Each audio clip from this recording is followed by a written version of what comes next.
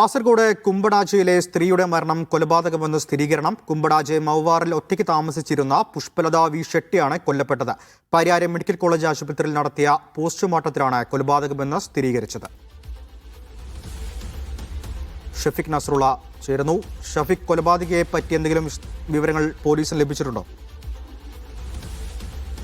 ഇവരെ വ്യക്തമായി അറിയാവുന്ന അയൽവാസികളോ ബന്ധുക്കളോ ആരോ ആവണം എന്ന ഒരു നിഗമനത്തിലാണ് പോലീസ് ഉള്ളത്. ബുധനാഴ്ച രാത്രി 9:40 മണിയോടുകൂടിയാണ് പുഷ്പലതയെ വീട്ടിനുള്ളിൽ മരിച്ച നിലയിൽ കണ്ടെത്തിയത്. ഒറ്റക്കായിരുന്നു ഇവർ വീട്ടിൽ താമസിച്ചിരുന്നത്. സംഭവ സ്ഥലത്ത് പ്രാഥമിക പരിശോധന നടത്തിയപ്പോൾ തന്നെ പോലീസ് കൊലപാതകമാവും എന്നൊരു നിഗമനത്തിലെത്തിയിരുന്നു. അതിനെ തുടർന്നാണ് പരിയാരം മെഡിക്കൽ കോളേജ് ആശുപത്രിയിൽ വിദഗ്ധ പോസ്റ്റ്മോർട്ടം നടത്തിയത്. ഇന്ന് ഉച്ചക്കാണ് പോസ്റ്റ്മോർട്ടം പൂർത്തിയായത്.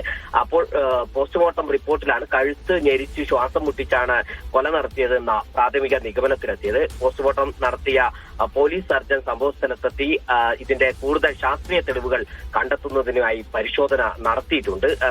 ബദിയടുക്ക ഇൻസ്പെക്ടർ എ സന്തോഷ് കുമാറിന്റെ നേതൃത്വത്തിലാണ് അന്വേഷണം പുരോഗമിക്കുന്നത്.